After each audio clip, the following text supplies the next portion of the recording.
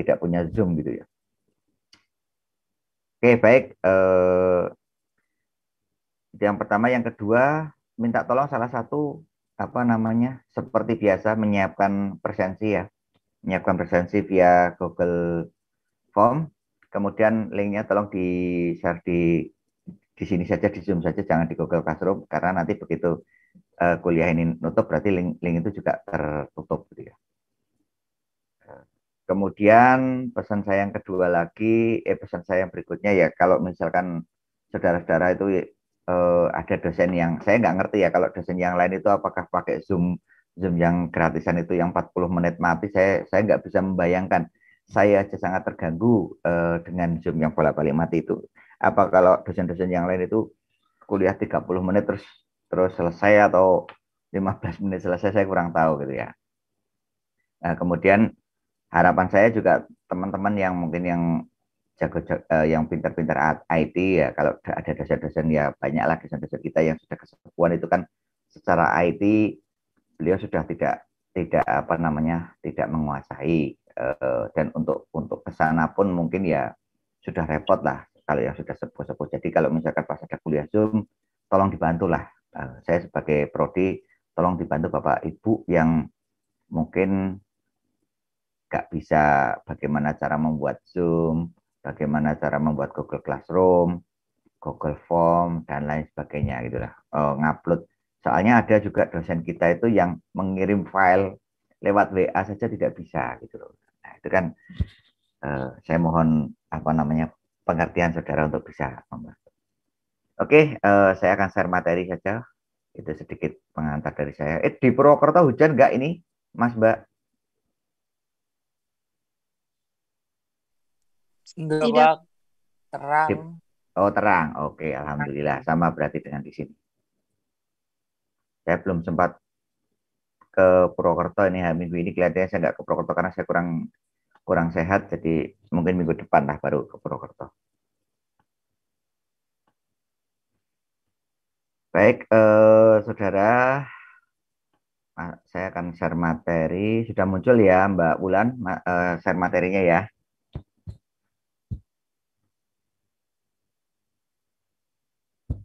Sudah muncul belum share saya? Sudah, Pak. Oke, oke. Sinyalnya agak lambat ya. Suara saya, noise saya agak lambat apa ini?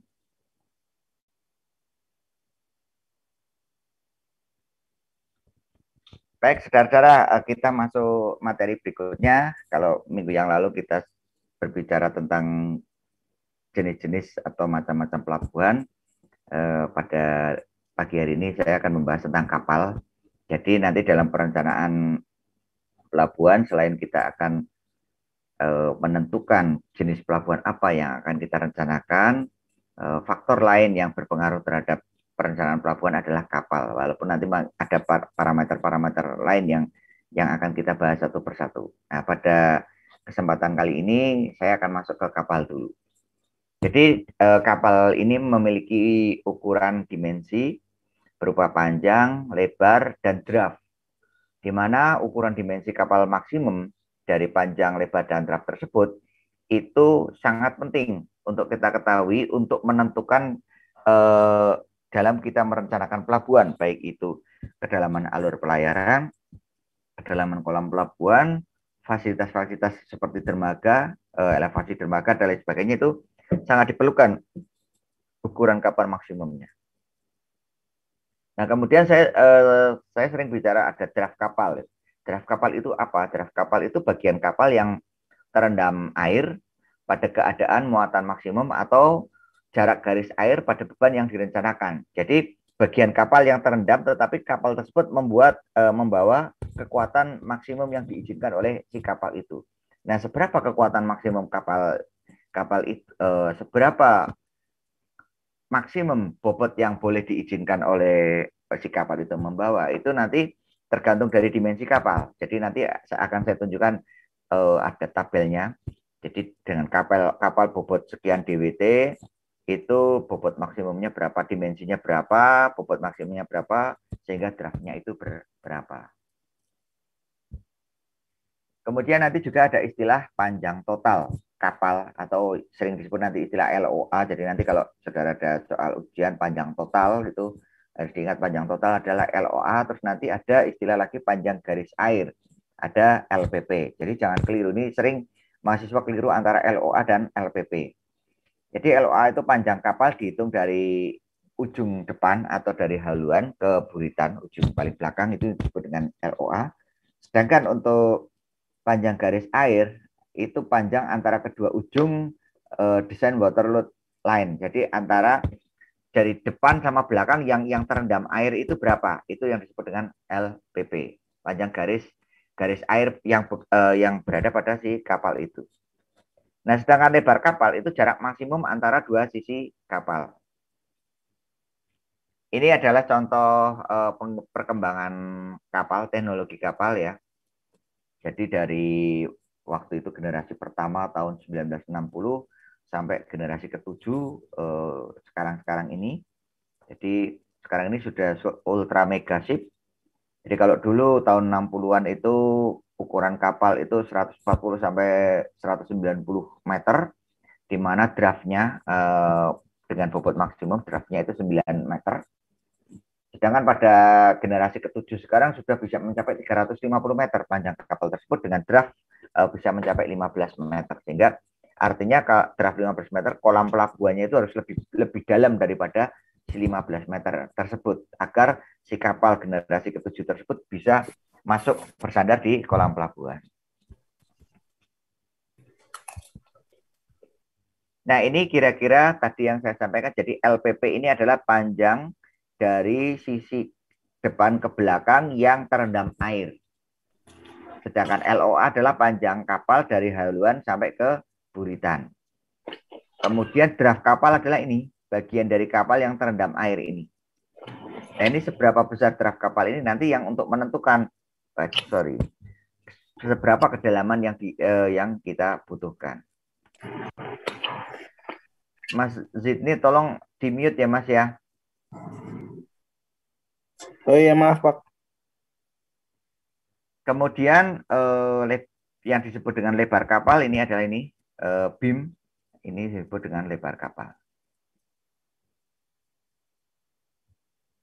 Ini adalah beberapa istilah-istilah dalam kapal, ada berat kapal, ada atau yang disebut DPL, ada displacement tonnage load, itu berat kapal maksimum.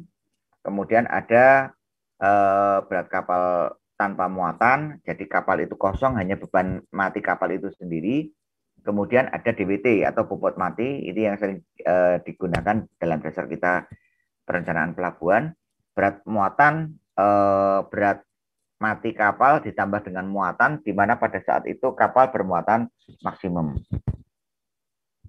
Kemudian ada GRT, itu volume ruang kapal, jadi 1 GRT itu sama dengan 2,83 meter persegi atau 100 feet meter persegi meter kubik. Kemudian ada NRT atau volume ruang untuk muatan dan penumpang. Jadi volume ruang yang dapat didaya gunakan di kapal itu sendiri. Kemudian kita masuk ke jenis-jenis kapal. Jenis-jenis kapal ada bermacam-macam. Yang pertama adalah jenis kapal penumpang. Nah, di Indonesia, di negara kita ini, karena taraf hidup sebagian besar penduduk itu masih relatif rendah, transportasi laut masih menjadi idola dan mempunyai peran yang cukup besar. Sehingga apabila masyarakat kita itu ingin melakukan perjalanan ya dari lintas pulau, itu mereka masih banyak menggunakan transportasi air ini, menggunakan kapal-kapal ini. Contoh kalau kita lihat nanti pada saat arus mudik ya, mudik lebaran atau arus balik lebaran, saudara sering lihat di televisi itu di Pelabuhan Tanjung Mas terjadi lonjakan penumpang kapal mau ke Banjarmasin atau ke Balikpapan, kemana saja itu. Nah itu karena memang dari sisi biaya itu jauh lebih murah dibandingkan menggunakan kapal, dibandingkan menggunakan pesawat terbang. Apalagi kalau kondisi-kondisi mudik ya, semua tiket naik semua. Tiket kereta api naik, tiket pesawat naik, tiket kapal api naik. Tapi sehingga kalau misalkan kalau tiket pesawat lah, kalau Misalkan saya naik Garuda itu dari Jogja ke Jakarta itu untuk hari-hari biasa 750 sampai 900. Tapi kalau Lebaran bisa 1,5 juta sampai 2 juta. Itu kalau pakai Garuda. Kalau pakai Lion ya Lion itu berapa ya, sekarang saya sudah lama nggak naik Lion. Itu kira-kira Jogja Jakarta mungkin sekitar 500.000 kalau kondisi biasa. Kalau kondisi Lebaran bisa sampai 1 jutaan, 1 juta lebih. Nah itu kan cukup mahal. Kereta api saja kalau Lebaran juga mahal, dari Jogja ke Jakarta bisa sampai 500-600 ribu untuk kereta eksekutif. Yang tidak mahal adalah kereta dari Jogja ke Purwokerto, itu tidak pernah naik karena tahu ada dosen unwiku yang ngelaju ya bolak-balik Jogja Purwokerto, jadi kasihan itu. Nanti gajinya habis untuk beli tiket kereta. Nah itu ya betul Mas. Jadi kasihan sama saya pemerintah itu. Jadi itu makanya dengan seperti itu sekarang masih banyak idola, menjadi idola kapal-kapal penyeberangan ini. Saya sudah sering itu menggunakan kapal. Tetapi di negara maju kapal besar, kapal penyeberangan ini sudah tidak menjadi idola lagi. Jarang orang menggunakan kapal-kapal ini, tapi orang lebih memilih menggunakan pesawat udara atau menggunakan kereta api cepat. Nah, tetapi sebaliknya untuk kondisi-kondisi tertentu mereka membutuhkan wisata gitu ya, sehingga muncullah yang disebut dengan kapal pesiar. Nah, kalau saudara tanya tentang kapal-kapal yang lain mungkin saya bisa cerita, tetapi kalau kapal pesiar saya belum pernah lihat, apalagi naik gitu ya. Karena kapal pesiar itu di Indonesia belum bisa naik. Kalau saudara mau naik kapal pesiar ini terdekat adalah ke Singapura. Yang saya belum pernah naik kapal pesiar, tetapi ceritanya dan di film itu cuma lihat di film saja. Karena kalau saya harus pergi-pergi kemana-mana ya mending naik pesawat lah daripada naik kapal lah, terlalu lama. Jadi tetangga saya juga ada yang kerja di kapal pesiar itu, katanya kapal pesiar itu bisa tingginya itu sampai 16 tingkat. Jadi kalau saudara lihat Rita Supermall itu mungkin berapa ya, 4 atau 6 lantai itu ya. Itu belum seberapa dibandingkan kapal pesiar. Dan luasnya itu di sini di dalamnya juga ada fasilitas mallnya, ada fasilitas lapangan golf, kolam renang, tempat hiburan dan lain sebagainya. Tapi ini untuk orang-orang yang orang-orang have aja lah. Itu kalau kapal-kapal penumpang ya seperti kapal penyeberangan dan lain sebagainya, saya kira itu juga apa namanya, saya sudah beberapa kali. Jadi mungkin kalau saudara kepingin nyoba-cobalah paling tidak nyebrang dari Semarang ke Banjarmasin atau ke Balikpapan, atau minimal ya dari apa dari Merak ke Bakahuni. Tapi saya yakin mesti kalau saya tanya, ketemu dengan mahasiswa tanya, sudah pernah naik kapal, sudah kemana, ke Bali waktu study tour, itu saja andalannya pasti itu. Ke Bali study tour. Jadi ya cari pengalaman ya, mumpung masih udah cari pengalaman yang banyak gitu ya. Mumpung belum kiamat gitu ya, cari pengalaman. Kapal-kapal penyeberangan juga banyak. Saya pernah menyeberang dari Riau ke Pulau Bengkalis. Itu kapal penyeberangannya nggak terlalu besar, tetapi dalamnya cukup eksklusif gitu ya. Jadi ada tempat untuk ngopi kalau anak-anak muda, ada tempat untuk nonton film dan lain sebagainya. Kecil, ya mirip-mirip kalau pesawat itu, kalau kereta eksekutif gitu lah. Nah itu kapal penumpang, dan itu tarifnya kalau dibandingkan pesawat udara, apalagi pada saat musim-musim liburan, itu jauh lebih murah. Dan di kapal penumpang ini juga ada kelas-kelasnya. Ada kelas 1, kelas utama, VIP, kelas 1, kelas 2 gitu. Nah, kalau kelas 1, kelas 2 ya saya pernah dapat cerita dari kawan itu dulu, teman kuliah S2. Dia dari Palu, Sulawesi ke Jogja itu naik kapal. Artinya mau ngirit gitu ya. Ambillah kelas 2. Tapi bukan yang ngirit, karena di kelas 2 di kapal itu, apalagi yang kelas 2 ke bawah, itu banyak copet, banyak pencuri gitu ya. Jadi HP, jangankan HP atau laptop itu, sandal sepatu aja kalau bagus hilang di sana. Jadi kalau saudara mau naik kapal penyeberangan ya hati-hatilah kalau naik kelas 2. Ya mending naik ke kelas 1 atau kelas utama itu yang kamar tersendiri gitu ya. Itu lebih mahal sedikit tapi lebih aman. Ini terkait dengan kapal penumpang. Kemudian yang kedua adalah kapal barang. Nah, kapal barang ini bermacam-macam. Ada kapal barang apa namanya umum. Ini seperti contohnya di gambar A ini. Ini kapal ini mengangkut barang-barang dalam klasifikasi umum, muatan umum apa saja. Kemudian ada kapal barang, kapal peti kemas, di mana kapal ini hanya berisi barang-barang dalam peti kemas saja. Itu seperti di gambar B. Kemudian ada kapal barang curah, itu mengangkut barang curah seperti barang gandum, biji besi, batu bara, dan lain sebagainya. Itu di kapal C ini. Nah, jadi kalau saudara belum pernah naik, ya minimal pernah lihat fotonya lah. Gitu. Jadi besok kalau ditanya, ada yang tanya gitu ya, sudah pernah lihat kapal ini sudah, gitu, di mana di kuliah pelabuhan. Gitu. Kemudian yang berikutnya ada kapal pengangkut minyak, kapal tanker. Nah ini kalau mungkin nanti saudara kepingin lihat, ini di Cilacap, di Teluk Penyu itu banyak ini. Tetapi dia berlabuhnya di lepas pantai. Jadi kalau saudara lihat itu pada saat terutama sore hari itu ada kapal besar, kok diam saja di tengah laut, dia sedang melakukan bongkar muat. Dia minyaknya itu dibongkar menggunakan pipa bawah laut. Kemudian di belakang Teluk Penyu kan ada itu apa namanya, ada tempat penampungan minyak Pertamina itu. Nah, itu dibongkar ke situ. Ini sering kalau sudah jalan-jalan ke Teluk Penyu ya. Jadi kalau saudara sudah jadi mahasiswa teknik sipil, sudah kuliah pelabuhan dasar teknik pantai, kalau pergi ke pantai jangan cuman melihat bebeknya saja ya, melihat feeling engineeringnya kita harus kita bangkitkan. Oh itu gelombang, oh itu bangunan pantai, oh itu kapal. Ya seperti Dilan atau ya, oh itu pohon, itu apa? Itu langit gitu. Nah, itu di Cilacap saudara bisa ketemu itu ada kapal tanker. Kemudian yang berikutnya kapal yang mengangkut barang terutama seperti daging, kemudian gas di mana dia perlu perawatan khusus ya atau perlakuan khusus ya. Artinya seperti daging dia butuh suhu agar daging tersebut tidak membeku, makanya dibuat seperti ini. Ada tempat-tempat untuk penyimpanan itu ada semacam lemari pendingin raksasa. Jadi daging dimasukkan ke situ, di situ suhunya di disetel atau disesuaikan dengan kondisi agar si daging tersebut dalam kondisi beku.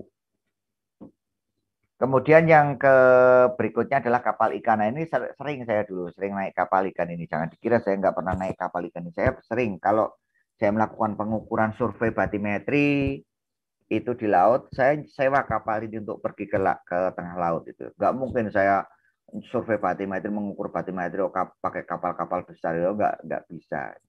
Nah ini kapal untuk mengangkut hasil tangkapan ikan. Bahkan saya pernah ini pakai kapal ini juga pernah menyusur dari Bendung Gerak Serayu sampai ke Laut Selatan. Saya pernah ada foto-fotonya. Besok kalau saudara kuliah pengendalian pemanfaatan sungai, saya tunjukkan. Saya pernah nyusur Sungai Serayu itu pakai kapal kecil. Ini contoh kapal penumpang, general cargo, kapal barang umum, kapal peti kemas, kemudian kapal minyak, tanker, Pertamina, kemudian ini LNG, perahu motor, perahu ikan. Nah, ini kira-kira seperti ini. Nanti saya share di Google Classroom. Nah, ini yang tadi ya saya sampaikan. Jadi, dalam kita nanti akan merencanakan pelabuhan, kita pasti nanti akan diminta untuk menentukan pelabuhan itu untuk apa sih? Untuk pelabuhan barangkah? Untuk pelabuhan penumpangkah? Untuk pelabuhan barangnya itu juga bermacam-macam. Ada barang umum, barang curah, dan lain sebagainya. Nah, kira-kira bobotnya berapa kapal maksimum yang diizinkan untuk masuk di pelabuhan itu? Misalkan kapal tersebut kita desain dengan DWT-nya 1000. Oh, kalau 1000 itu berarti kira-kira panjang kapal tersebut 74 meter, LOA-nya, LPP-nya 68 meter, lebar kapal sekian, tinggi kapalnya sekian, draft kapalnya kira-kira 4,4 meter. Kemudian luas tekanan air itu angin itu artinya angin tersebut dia bekerja terhadap kapal itu berapa gitu. Berapa kapal yang terkena itu apa namanya tekanan air, tekanan si angin itu. Kemudian kalau misalkan bobot kapalnya itu 40 DWT, panjang kapalnya 233, LPP-nya itu 223, lebar kapalnya 32,6, tingginya 20,9, draftnya 14,7. Ini karakteristik kapal ini saya ambil dari bukunya Profesor Bambang Triatmojo, kemudian di Kementerian Perhubungan juga sudah ada aturan-aturannya. Paling tidak mendekati ini nilainya. Ini untuk kapal general cargo, kapal curah, kemudian kontainer, kapal minyak. Nah, ini kapal minyak ini makanya ini kalau general cargo kan DWT-nya paling besar 40. Kemudian kapal barang curah 250. Kapal minyak itu bisa sampai 300 DWT. Makanya dengan 300 DWT dia draftnya sampai 23 meter. Daripada kita ngeruk 23 meter di tepi pantai, lebih baik kita melakukan membuat dermaga di lepas pantai, kemudian si minyak tersebut kita bongkar di laut lepas. Kemudian ada kapal roro, kapal penyeberangan itu ya. DWT maksimum untuk kapal roro hanya 30 DWT ya. Draftnya sekitar 14,3. Nah, ini untuk menentukan draft maksimum ada suatu persamaan praktis untuk menghitung draft kapal. Jadi draft maksimum itu bisa ditentukan berdasarkan nilai DWT-nya berapa, akar dari nilai DWT dibagi 1000 ditambah 5. Misalkan contoh, kapal tanker dengan bobot 10.000 DWT, berapa parameter kapal? Hitung beberapa parameter kapal. Draft kapalnya kita bisa cari akar 10.000 dibagi 1000 ditambah 5. Draftnya adalah 8,2 meter. Nah, ini kira-kira fasilitas yang ada di pelabuhan. Minggu lalu sudah saya tunjukkan. Jadi ada bangunan pemecah gelombangnya, ada tempat untuk tambatan kapal pada saat kapal tersebut antri ya, antri dalam arti di kawasan dermaga ini penuh, dia berantri dulu di sini. Kemudian ada kolam pelabuhan untuk manuver kapal ini. Slide saya berubah kan? Berubah, Pak. Oke, saya takutnya seperti kuliah yang lain, saya sudah cerita sampai jauh, ternyata slide saya tidak berubah. Oke, terima kasih Mbak Ulan. Oke, ini fasilitasnya. Nah, gini kira-kira bentuknya seperti ini terkait dengan terminal-terminal di pelabuhan. Ini contoh pelabuhan ikan di Baron. Kalau yang sudah pernah, nah ini saya kalau makan ikan asin senangnya kalau beli di Pantai Baron ini. Dan waktu-waktu tertentu, karena waktu tertentu itu saya pasti nyegat kapal baru turun dari laut. Saya cegat, saya beli ikannya itu jauh lebih segar daripada saya beli di TPI. Ini pelabuhan perikanan Samudra Cilacap. Nah, mungkin nanti saudara bisa jalan-jalan ke sana ke PPSC. Nah, kemudian di pelabuhan tersebut ada beberapa permasalahan yang biasanya terjadi. Nah, ini adalah tugas kita sebagai civil engineering. Jadi selain kita merencanakan pelabuhan, baik dari sisi laut ataupun dari sisi darat, kemudian ada kegiatan OP-nya, maintenance-nya. Ya, maintenance itu terkait dengan permasalahan yang ada. Biasanya penyakit utama pelabuhan itu apa? Adalah pendangkalan atau sedimentasi di alur pelayaran ataupun sedimentasi di kolam pelabuhan. Sehingga dalam kita merencanakan pelabuhan, nah itu ada beberapa yang kemarin sudah mengambil tugas akhir ya, tetapi masih gelombang. Nah, ini PPSC itu yang masalah sedimentasi belum ada yang ngambil. Jadi bisa disimulasikan. Jadi kalau misalkan saya membentuk pemecah gelombang seperti ini, nanti ada suplai sedimen dari sungai. Kira-kira itu saya akan melakukan pengerukan itu berapa tahun sekali di PPSC tersebut. Kalau misalkan ketemu 5 tahun sekali, bagaimana kalau pengerukan itu saya kurangi, misalkan biar jadi 7 tahun sekali. Otomatis kan biaya pengerukannya juga per 7 tahun sekali dengan per 5 tahun sekali kan akan lain, sehingga keuntungan dari pelabuhan akan lebih besar. Itu seperti apa? Itu bisa dijadikan sebagai satu topik tugas saya sendiri. Saya cuma heran kalau tugas akhir dengan saya itu, padahal tugas akhir saya itu biasanya gampang-gampang semua itu. Biasanya 1-2 bulan, 2 bulan lah, 2 bulan 3 bulan selesai. Tetapi kalau yang tugas akhir dengan saya itu malah lama-lama itu. Jadi malah podong ayem-ayem gitu ya. Podong ayem-ayem. Tetapi kalau sama dosen-dosen yang galak-galak ya, ya saya sih juga galak gitu. Tapi malah pada cepet-cepet, saya heran kenapa gitu. Jadi saya wah kok bisa ya. Tapi saya kemarin sudah ada pernah membuat sebuah sampel. Saya buktikan ada satu mahasiswa bimbingan saya itu dari KP-nya dengan saya, kemudian TA-nya itu KP-nya sendiri. TA-nya juga waktu itu sempat hampir sendiri, tapi terus saya sarankan udahlah berdua lah karena ini perusahaan lapangan. Jadi dia teknik sipil Unwiku tercepat kalau setahu saya. Jadi dia 3 tahun 7 bulan lulus dengan IP 3,56 kalau nggak salah. Tapi ada IP-nya yang lebih tinggi dari itu, 3,75 kalau nggak salah. Tetapi masa studinya lebih cepat dia. Dan TA-nya dia dengan saya.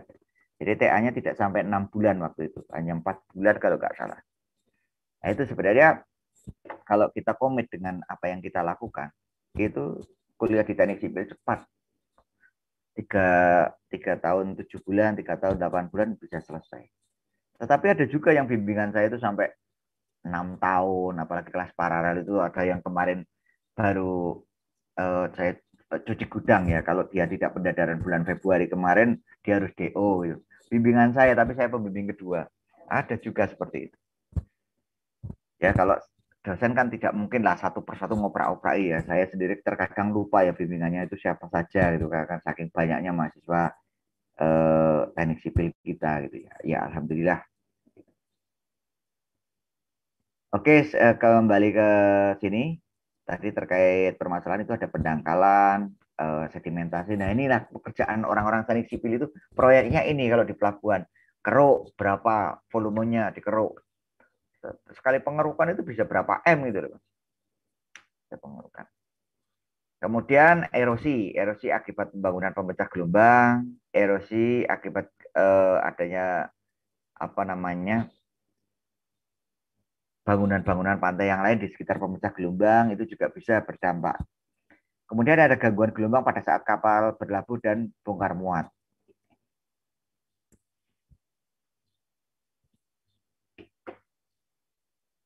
Ya ini kira-kira contoh pendangkalan di Pelabuhan Bengkulu lama. Jadi ada sedimentasi di sini. Karena ini pemecah gelombangnya ini sudah di sini ada laju sedimentasi yang cukup besar. Slide-nya tidak jalan, Mbak. Masih di fasilitas pelabuhan, Pak. Masih di fasilitas pelabuhan. Oke. Iya, Pak. Nah. Loh, yang fasilitas pelabuhan? Waduh, berarti mundur banyak banget ya. Saya ulang share lagi. Tadi masih di sini ya? Ini fasilitas pelabuhan. Iya, Pak. Oke, yang ini kok suka.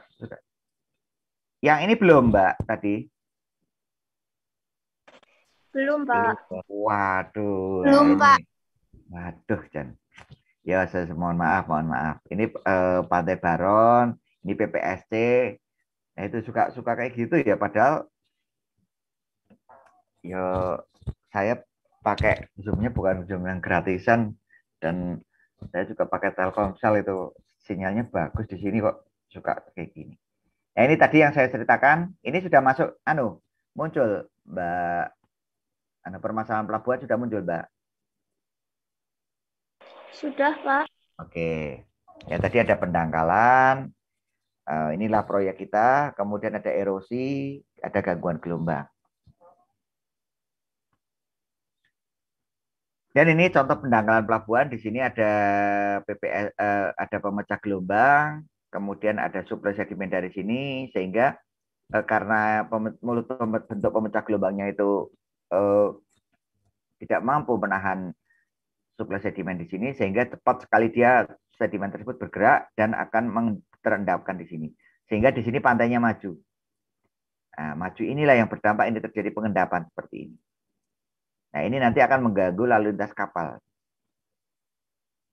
Nah, contoh seperti ini. Ini juga sudah muncul di Pulau Bae, dangkalan alur dan erosi. Baik, sudah, Pak. Oke, jadi ini ya seperti kalau di kuliah dasar teknik pantai kan pantai itu kan stabil ya. Jadi ada kalau terkena gelombang jelaslah material-material ini akan terbawa keluar. Tetapi di pantai dikatakan stabil itu antara material yang keluar dengan material yang masuk itu sama. Itu yang disebut dengan stabil. Jadi ada yang keluar, ada yang mengisi. Tetapi kalau yang mengisi ini kita hambat dengan ini bangunan pemecah gelombang atau jeti seperti ini. Padahal jeti ini adalah tujuannya untuk ini, untuk apa namanya alur pelayaran si pelabuhan ini. Maka di sini akan terjadi kekurangan suplai material. Dan di sini tergerus terus, tetapi tidak ada yang mengisi. Sehingga pantainya akan mundur, mengalami erosi. Nah, sebaliknya di sini, material tersebut seharusnya ke sana, tetapi karena ada bangunan ini, dia akan tertahan. Dan di sini, kecepatan airnya kan kecil, sehingga kecepatan endap, kecepatan si sedimen tersebut untuk mengendap, itu besar. Nah, lama-kelamaan, yang tadinya alurnya lebar seperti ini, menjadi tertutup sedimen. Dan ini juga akan mengganggu mengganggu lalu lintas kapal keluar masuk. Nah, ini pekerjaan kita juga. Kita keruk. Kita menggunakan metode sand bypassing. Jadi daerah yang banyak terjadi sedimen kita keruk. Sedimen ini kemudian kita timbun di sini untuk mengisi yang erosi. Ini boleh pekerjaan seperti ini. Nah, nanti tinggal kita hitung berapa tahun sekali kita mengeruk sedimen, kemudian kita isi ke sana, itu sebagai maintenance pekerjaan. Jadi berapa tahun? Kalau tidak ada pekerjaan seperti itu ya nanti sarjana teknik sipil nganggur, nggak ada pekerjaan ya. Kita harus menyatu dengan alam biar dapat pekerjaan. Nah itu kita keruk sehingga nanti alurnya kita kembalikan seperti semula. Jadi main kita isi ke sini. Ini juga pekerjaan kita. Gangguan gelombang ini di PPSC. Nah, PPSC ini bagaimana? Apakah dengan pemecah gelombang seperti ini di dalam sini itu sudah aman terhadap gelombang atau perlu ini dibentuk seperti apa? Nah, itu juga kita dalam mendesain bentuk dari pemecah gelombang ini. Nah, ini kemarin juga ada mahasiswa saya yang TA tentang ini, tentang PPSC Cilacap, unjuk kerja dari pemecah gelombang itu sudah lulus itu. Nah, tinggal yang masalah sedimentasi di kolam pelabuhan ini yang belum ada yang menghitung di sana. Bisa untuk tugas akhir itu.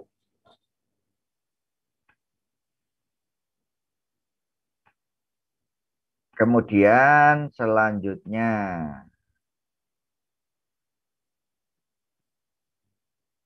nah ini kepulauan Indonesia. Jadi kalau kita tidak concern di dunia ke pelabuhan, ke pantaian itu ya negara kita akan rugi ya. SDM tentang ahli sumber daya air terutama di bidang pelabuhan itu sangat minim sekali.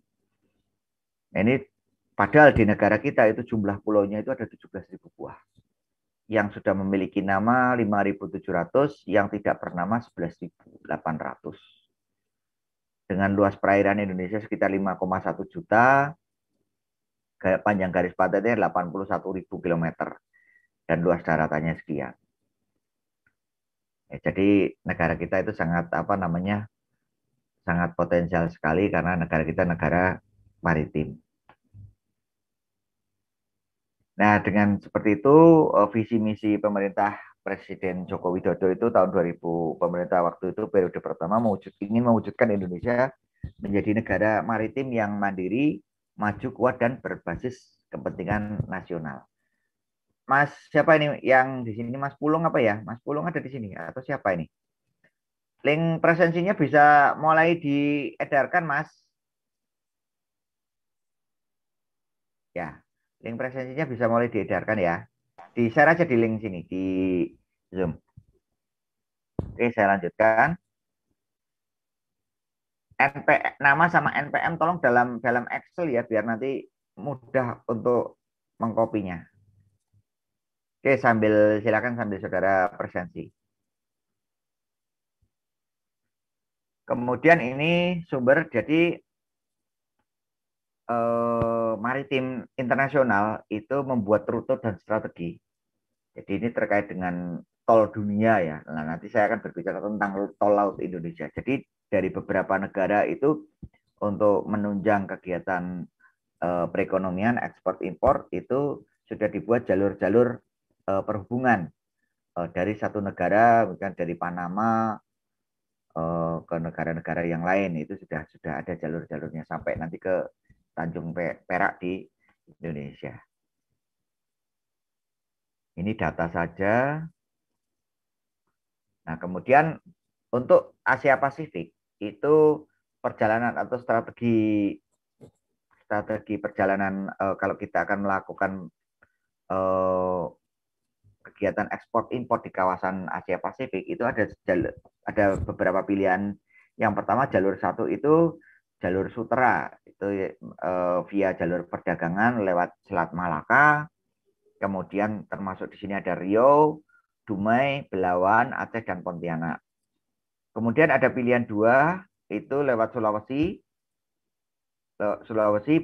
Makassar, Balikpapan, Samarinda, dan bisa terhubung sampai ke Surabaya.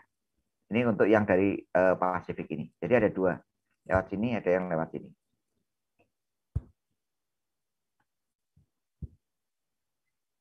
Ini yang jalur Selat Malaka. Nah, kemudian tahun 2015 Bappenas itu mengusulkan pengembangan tol laut. Nah, dari data global itu transportasi laut itu Indonesia cukup besar dibandingkan negara-negara yang lain. Ada 104 itu ya. Untuk ini tahun 2012, kemudian tahun 2014 sampai 15 adalah ini. Ini mengalami transportasi lautnya mengalami penurunan kalau Indonesia, sehingga di sini perlulah jadi peringkat indeks konektivitas Indonesia di sektor transportasi tahun 2014 itu dari 72 meningkat menjadi 77 dibandingkan 2012 yang tadinya itu peringkat 104. Namun peringkat ini masih jauh dibandingkan dengan Thailand dan Malaysia. Artinya peringkat pemakaian transportasi lautnya. Sehingga dari sini perlu adanya konektivitas antar provinsi, antar pulau. Nah, dari sini perlu pertumbuhan industri di kawasan Indonesia Timur, tetapi ini pertumbuhannya lebih banyak di daerah Pulau Jawa. Ini arus peti kemasnya. Kemudian di sini ada tatanan pelabuhan di Indonesia. Jadi ada pelabuhan besar itu atau sering disebut gateway ports, itu terdiri Tanjung Priok, Tanjung Perak, Belawan, dan Makassar. Kemudian dia membawai beberapa pelabuhan kolektor atau kolektor port. Ada pelabuhan Teluk Bayur, Palembang, Balikpapan, Semarang, dan sebagainya. Dan ini nanti ada pelabuhan yang lebih kecil lagi, ada Banjarmasin, Samarinda, Cilacap, dan sebagainya yang disebut dengan feeder port. Nah, untuk menghubungkan antara pelabuhan besar dan pelabuhan kecil inilah nanti Indonesia sedang menggalakkan tol laut ini. Jadi tol laut ini adalah bukan kalau ada beberapa, saya pernah naik kereta orang berbicara tentang tol laut itu, wah sekarang hebat ya pemerintah akan membangun tol laut. Tol laut itu jadi dikiranya Presiden Jokowi Dodo itu membangun jalan tol di atas laut gitu ya, jalan bebas hambatan. Bukan seperti itu. Tol laut itu adalah adanya konektivitas laut yang efektif berupa kapal, di mana kapal ini memiliki rute dan jadwal yang rutin, bisa setiap minggu, syukur-syukur bisa setiap hari dari barat ke wilayah Indonesia Timur, sehingga pembagian atau pemerataan pendistribusian barang itu bisa cepat cepat sampai gitu ya. Nah ini kalau dulu belum ada tol laut ini, kalau kita contoh sederhana saja, harga kalau kita beli BBM, beli premium atau sekarang udah nggak ada premium ya, Pertalite apa itu. Pertalite itu di Jawa mungkin 7.500 atau 8.000 gitu ya. Di Papua itu bisa sampai per liter itu bisa 20.000 sampai 25.000. Karena apa? Karena proses untuk kesananya itu butuh waktu, butuh biaya, dan butuh tenaga. Nah, karena belum ada konektivitas, misalkan seharusnya kalau dengan adanya tol laut mungkin 3 hari, 4 hari itu sampai, belum adanya tol laut, dia berhenti dulu di mana? Mungkin di Makassar, nunggu kapal sampai ke sana itu sampai bisa berhari-hari. Nah, itu kalau BBM nggak masalah, tetapi kalau pengiriman daging atau bahan-bahan pokok, itu kan bahan-bahan tersebut bisa jadi rusak. Nah, harapannya dengan tol laut ini barang-barang tersebut pengirimannya juga lancar sehingga nanti biaya operasional bisa ditekan sehingga biaya harga di lokasi tujuan itu tidak jauh beda dengan harga yang ada di tempat asalnya. Nah, ini tujuannya itu adalah ini. Jadi rutin kapal mungkin dari Belawan rutin setiap hari Selasa. Nah, nanti begitu dari Belawan sampai ke Tanjung Priok, di situ sudah ada kapal yang akan melanjutkannya ke Surabaya. Nanti dari Surabaya ada kapal yang akan melanjutkannya ke Makassar. Dari Makassar sudah ada kapal yang melanjutkannya ke Papua. Dan itu sudah terkonek. Terkonek artinya begitu ini sampai, bongkar muat, langsung ini berangkat. Sampai bongkar muat berangkat. Nah, kalau dulu itu belum terkoneksi, belum ada konektivitas seperti itu. Sehingga banyak barang-barang yang rusak atau busuk di perjalanan.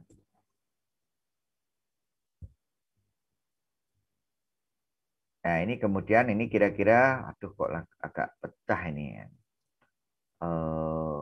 Jadi angkutan penumpang juga seperti itu. Jadi kalau dari wilayah barat mau ke wilayah timur sudah ada kapal, dari barat mungkin sudah ada kapal penumpangnya, nanti sampai Tanjung Priok ganti lagi dan seterusnya. Tidak, jadi kalau yang masih menginginkan moda angkutan transportasi laut, sekarang dengan adanya tol laut ini sangat diuntungkan sekali.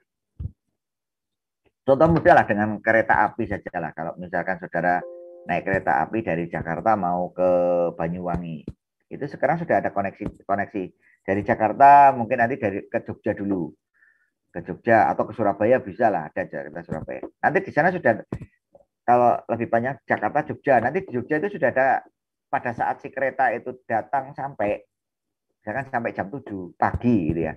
Jam 8 pagi itu sudah ada kereta yang berangkat ke Surabaya gitu ya.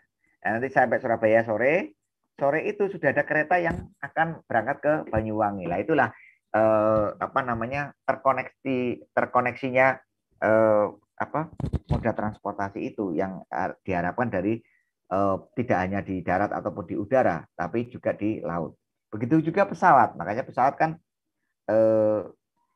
kalau kita naik pesawat ada sistem transit dulu ya. Transit pun ada dua, transit dengan pesawat yang sama atau transit nanti dengan ganti pesawat. Nah, pesawat yang lama itu pun nanti akan menunggu menunggu pesawat yang itu datang. Saya pernah ada suatu kejadian, jadi saya dari Medan waktu itu naik pesawat. Saya waktu itu tidak naik Garuda. Saya lupa, kalau nggak Lion, pesawat yang sering delay itu Lion itu. Kalau nggak salah Lion ya. Jadi saya berangkat dari Medan, harusnya itu dari Medan, kan Jakarta Medan itu sekitar 3 jam. Harusnya itu jam 2 siang itu saya sudah sampai di Halim. Tetapi karena di perjalanan cuacanya kurang begitu bagus, sehingga saya terlambat 30 menit. Padahal jam 2 itu pesawat saya dari Jakarta ke Jogja itu sudah harus berangkat gitu ya. Jadi jam setengah 3 itu pesawat belum berangkat, hanya nunggu saya. Nah, itulah untungnya kalau kita sebagai penumpang transit, tapi kita sudah check in dulu di bandara awal. Jadi ditunggu. Ditunggu kita terlambat 30 menit, pesawat itu masih menunggu di bandara, belum mengudara. Begitu pesawat saya turun, ternyata saya sudah dijemput oleh beberapa orang. Saya juga kaget loh, kok kayak banyak pengawal. Ayo Pak, cepat. Nah, ternyata pesawatnya itu sudah mau take off. Saya masuk langsung berangkat pesawatnya. Jadi tontonan penumpang seluruh pesawat itu gitu. Nah, itu juga harapannya kapal seperti itu. Jadi dia ada terkonek. Jadi nanti sistemnya di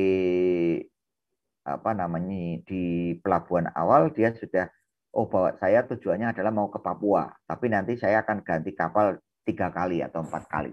Jadi sudah terkoneksi. Itulah pentingnya dengan adanya tol laut ini jadi lebih mempermudah dan memperlancar sistem transportasi. Nah, ini usulan jalur tol lautnya. Jadi dari Belawan, Tanjung Priok, Makassar, Bitung. Belawan, Tanjung Priok, Makassar. Waktu tempuhnya 2-3 hari ke tujuannya.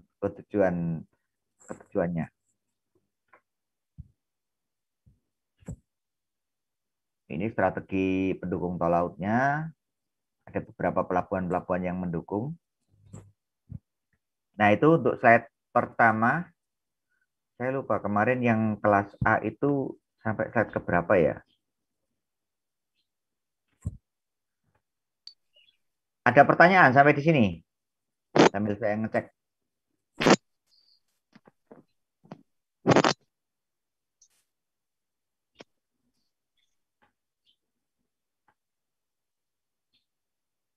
Ada yang mau ditanyakan?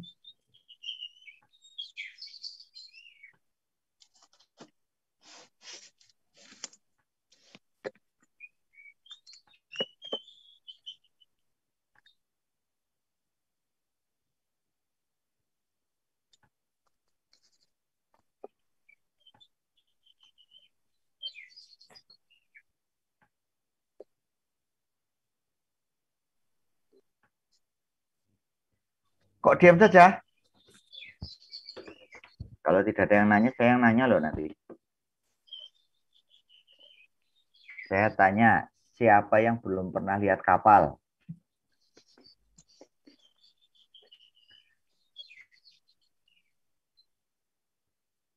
Ya paling tidak pergi ke pasar beli kapal-kapalan itu ya seperti itulah, mirip gitu ya. Siapa yang sudah pernah ke pelabuhan? Belum juga? Waduh, kasihan banget Mas. Sudah mau kiamat belum pernah lihat pelabuhan ya.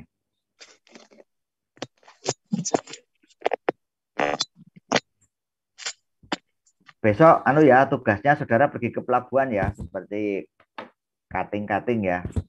Nanti saya harusnya itu pergi ke pelabuhannya itu bareng-bareng gitu ya, termasuk dengan saya. Kalau dulu itu ya rombongan pakai bis, berapa bis gitu. Tapi karena kondisi pandemi seperti ini ya, mau kuliah aja harus kuliah online seperti ini, repot. Tapi ada yang senang itu, jadi tidak ngekos itu, yang dari Tegal itu jadi tidak ngekos itu. Kepinginnya kuliahnya online terus ya. Sudah Pak, sudah pernah ke pelabuhan Pak. Pelabuhan mana? Pelabuhan Hati. Dari Batam ke Pulau Bintan Pak. Oh, dari Batam ke Pulau Bintan. Coba ceritakan seperti apa pelabuhan, kemudian seperti apa kapal, seperti apa fasilitas yang ada di sana. Waktu saya itu pelabuhannya kayak masuk gedung dulu Pak buat beli tiketnya. Jadi ya, itu turun namanya ke basement dari itu namanya terminal, Mbak.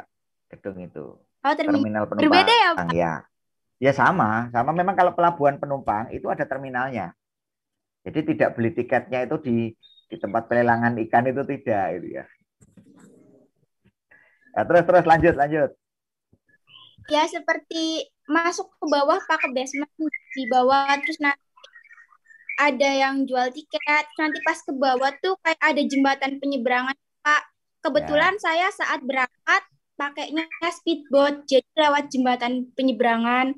Tapi saat pulang dari Pulau Bintan, saya naiknya kapal Roro. Jadi pakainya mobil, Pak. Jadi langsung naik ke kapalnya, tidak lewat jembatan penyeberangan. Speedboat atau kapal cepat? Speedboat, Pak. Kecil ya itu ya? Iya, Pak. Kecil, hanya untuk 12 penumpang pada saat itu. Oh, ya, ya. Beda berarti dengan... Kalau saya kapal cepat itu bisa sampai 40 penumpang. Seperti kita naik bis di atas air gitu.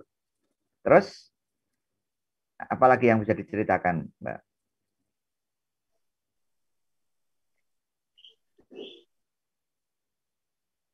Mohon maaf, Pak. Ini sinyalnya terputus-putus, jadi saya tidak mendengar. Nah, makanya harusnya jangan di Tegal, di Purwokerto gitu ya. Biar sinyalnya nggak putus-putus. Sekarang coba barangkali ada pengalaman yang mungkin bisa didiskusikan di sini pada waktu saudara naik kapal atau melewati sebuah pelabuhan. Kira-kira apa? Waktu itu kan belum kuliah pelabuhan toh, jadi belum tahu apa namanya. Pokoknya tahunya ya naik kapal gitu aja lah ya. Gimana, Mbak? Ya, ada satu sih, Pak, yang agak saya bingung waktu saya naik speedboat. Kan ada kapal besar juga yang dari Batam ke Singapura. Kenapa kalau waktu mau bersimpangan tuh speedboatnya kayak agak menjauh dari lajur gitu loh, Pak? Tersebut tuh kenapa, Pak? Ya, karena kalau kapal besar itu, dia baling-balingnya kan besar. Dia bisa membangkitkan gelombang yang besar, dan itu akan berpengaruh terhadap kanan kirinya. Jadi speedboatnya nanti akan apa namanya, gerakan naik turun kapalnya akan semakin seolah-olah dia terjadi gelombang yang harusnya gelombangnya datar, tapi berpapasan, dia akan terkena dampak dari gelombang itu. Bisa seperti itu, bisa juga takutnya baling-baling itu juga akan berpengaruh terhadap apa namanya turbulensi atau turbulensi di perairan di air itu, sehingga dia harus menjauh. Nanti kalau tidak bisa kesedot oleh baling-baling itu. Gitu, Mbak. Makanya kan saya pernah cerita waktu di dasar kuliah teknik pantai itu ada, kalau kita belajar gelombang itu nanti ada gelombang angin.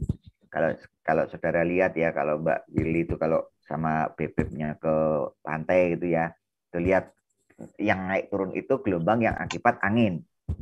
Ya. Tetapi kalau ada gelombang nanti akibat pasang surut, gaya tarik menarik bumi, bulan, dan matahari. Nah, itu gelombang ini tidak bisa kita lihat, tetapi bisa kita rasakan. Misalkan pagi hari, lagi sama pacarnya di Cilacap, gelombangnya kok jauh di sana. Karena saking betahnya, ya toh, saking betahnya. Nah, tak gambar aja deh, gini deh. Saya biar saudara lebih bisa memahami. Nah, ini saya tak gambar saja.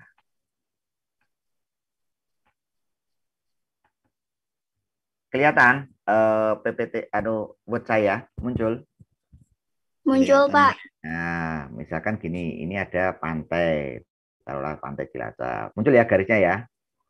Nah, ini pada saat pagi hari, ini pada saat sore hari.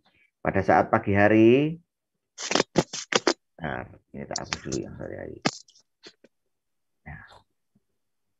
Nah, pada saat pagi hari ini gelombangnya ada di sini, gelombang anginnya. Muncul gambar gelombangnya, Mas, Mbak. Muncul, Pak. Nah ini di sini misalkan di sini ada pohon, ini ada Wirly sama pacarnya itu di sini, gitu ya. Nah, pada pagi hari ini disebut ini gelombang angin, ini gelombang angin. Aduh, kok nggak bisa buat nulis. Yang ini muka air laut ini gelombang pasang surut, pasang surut. Nah, karena saking betahnya dari pagi sampai sore, bakar jagung di sini sebagainya, sore hari terjadi bumi, bulan, dan matahari itu jaraknya semakin mendekat, sehingga gaya gravitasinya semakin besar, sehingga muka airnya naik di sini. Nah, gelombangnya ada di sini. Nah, berenanglah mereka berdua gitu, nggak apa-apa lah, yang penting dunia milik kita berdua, jadi terkena gelombang nggak masalah. Nah ini gelombang akibat angin, gelombang akibat pasang surut, kemudian ada gelombang nanti akibat kapal yang tadi ditanyakan ini. Kapal ini dia, kalau kapal besar dia akan membangkitkan gelombang di kanan kirinya. Nah di sini ada kapal kecil, otomatis akan terpengaruh ini oleh gelombang akibat kapal ini. Kemudian nanti ada juga gelombang tsunami seperti ini.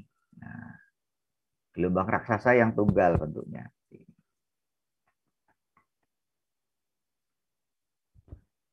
Kira-kira seperti itu, paham ya, Mas Mbak ya? Paham, Pak. Oke. Terus apa lagi? Ada yang mau ditanyakan lagi? Izin bertanya, Pak. Silakan, Mas Christian. Pernah ke pelabuhan? Pernah ke pernah ke pelabuhan? Iya, pernah, Pak. Besok malam minggu diajak itu ya, Mbak Ulan. Pernah. Ya. Iya. Ya, gimana Mas Christian? Mau tanya,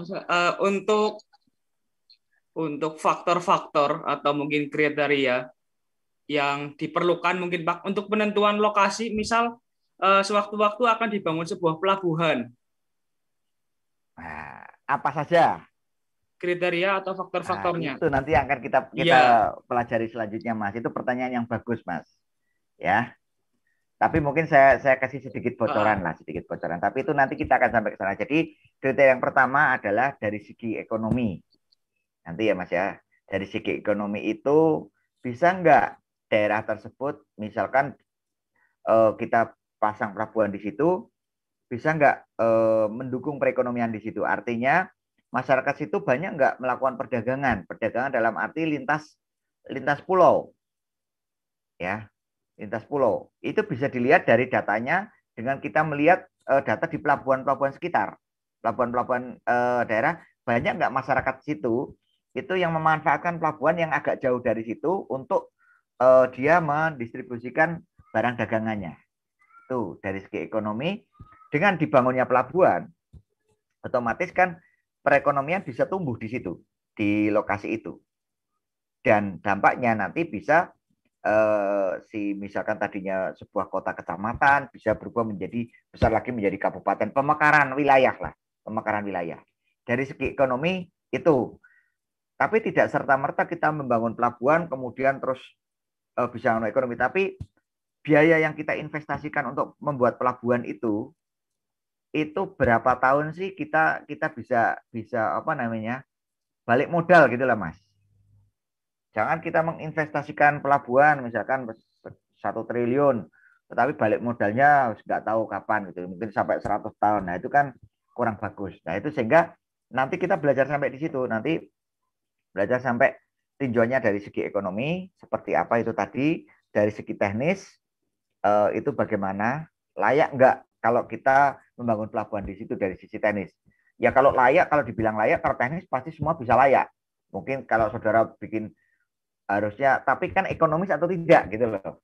Layak tapi tidak ekonomis kan secara ekonomis itu tidak layak. Itu. Kemudian nanti dari segi hidrooceanografi, itu nanti kita akan berbicara tentang refraksi gelombang. Jadi pada waktu kita belajar dasar teknik pantai, jadi kalau refraksi gelombang itu kalau lautnya itu berbentuk teluk, itu nanti gelombangnya akan menguncup sehingga energi gelombangnya itu menjadi berkumpul sehingga gaya gelombangnya akan besar.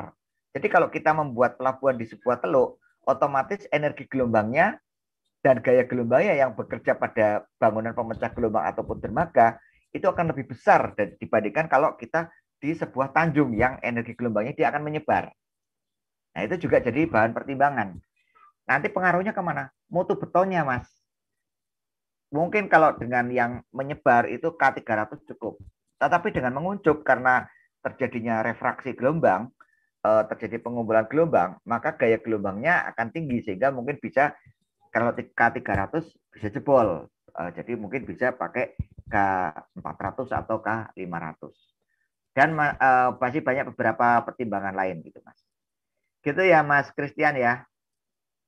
Iya, Pak. Jangan lupa, Baik, terima kasih. jangan lupa besok malam minggu ke pelabuhan terus Senin bikin laporan ke saya gitu ya. Iya, Pak.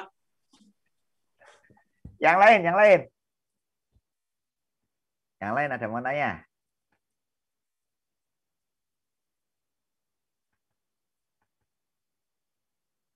Yang lain? Ini si Karsono itu kelas A atau kelas B ya?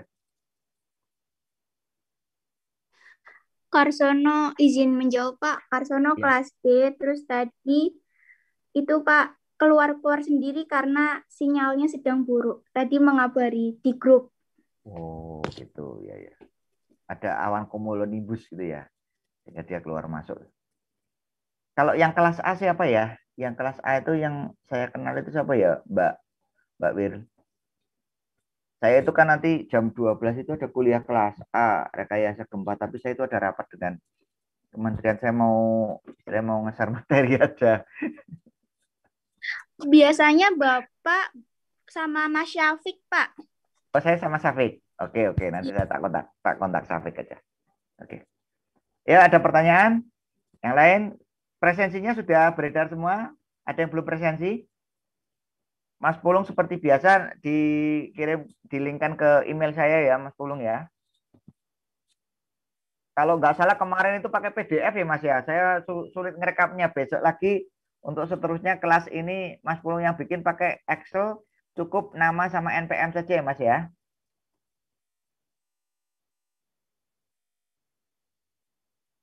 Ya, Excel saja ke email saya. Dalam RAR ya nggak apa-apa, tetapi begitu RAR-nya saya ekstrak itu sudah dalam Excel gitu. Tidak dalam PDF.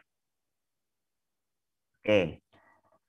Baik, saudara-saudara, kalau tidak ada yang mau bertanya lagi, mungkin untuk kuliah pada pagi hari ini saya cukupkan sampai di sini dulu. Untuk slide selanjutnya itu sebenarnya sedikit menjawab itu pertanyaannya Mas Christian tadi, tapi itu di pertemuan yang akan datang. Jadi hal-hal apa saja yang yang harus kita perhatikan dalam kita merencanakan suatu pelabuhan. Tapi biar kita sama dengan kelas yang lain, nanti saya untuk kelas ini saya cukupkan materinya sampai slide itu. Tapi ini slide-nya sudah siap sebenarnya.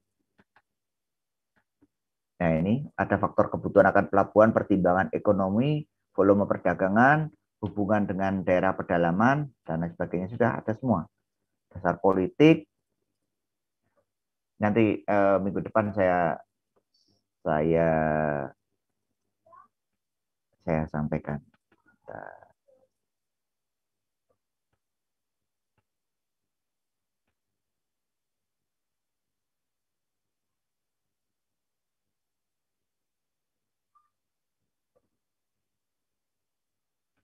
Oke, kalau tidak ada pertanyaan, mungkin kuliah pada pagi hari ini saya cukupkan sampai di sini dulu.